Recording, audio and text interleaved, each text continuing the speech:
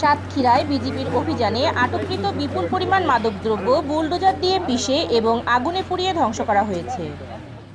সোমবার বিজিবির সাতক্ষীরা ৩৩ ব্যাটালিয়ন সদর দপ্তরে এসব মাদকদ্রব্য ধ্বংস কার্যক্রমের উদ্বোধন করেন Khulna sector commander colonel Mamunur Rashid. এ সময় জানানো হয় ২০২১ সালের ১ জুন থেকে ২০২৩ সালের ১৫ ফেব্রুয়ারি পর্যন্ত সাতক্ষীরা সীমান্তের বিভিন্ন এলাকা থেকে আটক ১১,৭৮৯ বোতল ফেন্সিডিল, ৫,৭৮১ বোতল মদ, ২৪৩ কেজি গাঁজা, ২৪.৩১ গ্রাম হেরোইন, ১৭,৭৮৬ পিস ইয়াবা, ৮,৩৪৫ পিস ভারতীয় নেশাজাতীয় ট্যাবলেট সহ পাতার বিড়ি ও তামাকের গুঁড়া ধ্বংস করা হয়েছে।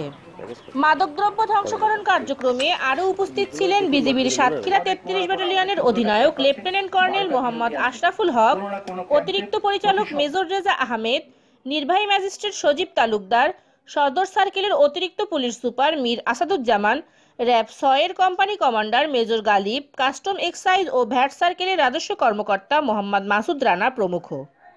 বিজিবি কাজ করে যাচ্ছে প্রথম স্তরে সাপ্লাইটা বন্ধ করার জন্য।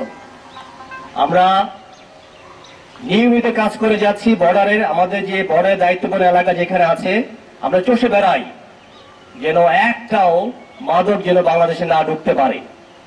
যুদ্ধ মাদক না, জিরো টলারেন্স পলিসি অবলম্বন করার জন্য সেটাকে মাথায় রেখে বর্ডার গার্ড বাংলাদেশ আমরা জিরো টলারেন্স পলিসি অবলম্বন করি, যেটার প্রতিফলন আজকে আপনারা দেখতে পাচ্ছেন।